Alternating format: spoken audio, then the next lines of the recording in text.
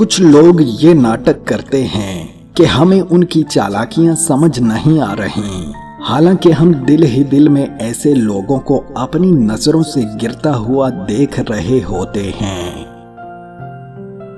खूब जान लें, दुनिया में बदतरीन भीख मोहब्बत की होती है।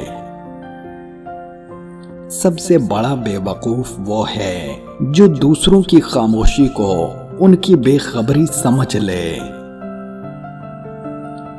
कुछ लोग बड़े अजीब होते हैं, दूसरों को जरूरत पड़े तो मुंह उधर मोड़ लेते हैं और अगर खुद जरूरतमंद हों तो दूसरों के पांव पड़ जाते हैं। औरत एक तस्वीर की मानद है, अगर वो किसी कदरदान के हाथ लगे तो वो कभी उसके रंग खराब नहीं होने देता। ये भी एक हकीकत है कि मुस्कुराती औरत डिप्रेशन का बेहतरीन इलाज है।